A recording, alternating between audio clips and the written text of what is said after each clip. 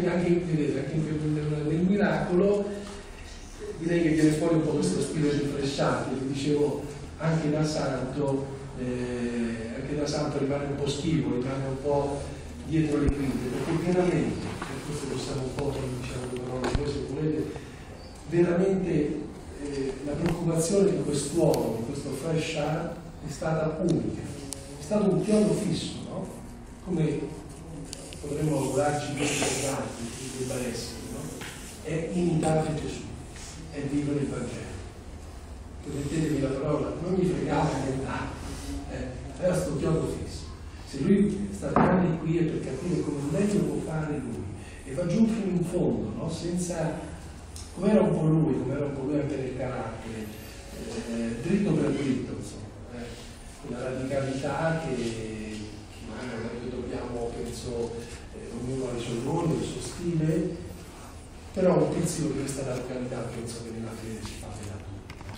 E allora dritto per dritto, no? Gesù basta. Io da quando dopo la conversione scrive così, dopo questa famosa conversione a 28 anni, che scaturisce da una confessione nella chiesa di Sant'Agostino. Adesso mi sono ricordato la piazza di Sant'Agostino a Roma, forse non è caso. Allora, dopo questa conversione lui scrive: da quando ho capito che un Dio esiste, ho anche contemporaneamente capito che non posso fare altro che vivere solo per lui. Non posso fare altro che vivere solo per lui. Lui, eccetera, per un momento. Allora, ecco, la preoccupazione di quest'uomo è veramente imitare Gesù. È stata la sua preoccupazione fino in fondo.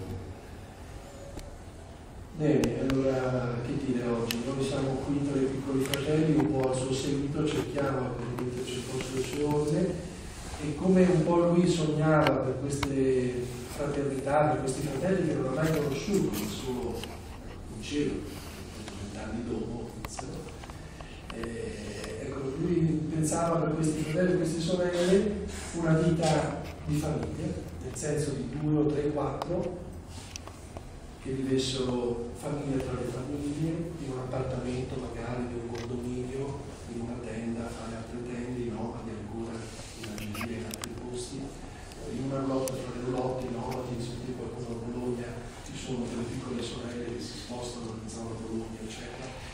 Così, ecco, un quartiere alla Valentina.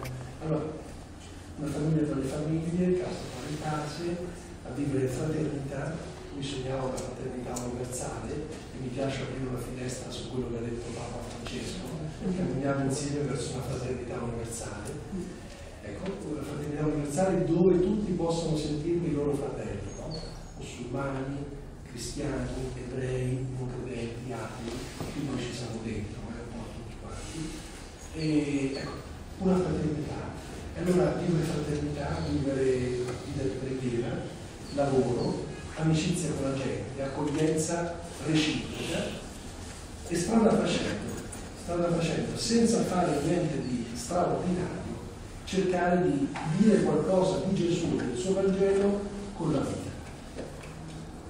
Di Foucault aveva molto una frase, la posa a suo motto: in mezzo a questi duali mi rendo conto che non posso fare altro che gridare il Vangelo con la vita.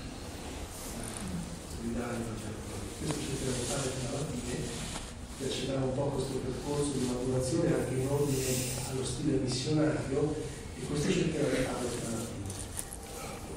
E questo oggi, piccoli fratelli e piccole sorelle, direi anche noi che a Nazareth cerchiamo di vivere per di fare, e quindi con Marco che lavora all'esterno in un suo giudizio, eccetera, con voi che piuttosto io e Varo ci occupiamo dei lavori in casa dell'accoglienza, con le amicizie su Nazareth, musulmani e cristiani, e con la porta aperta anche gli ebrei o altri che bussano e non mancano mai i poveri.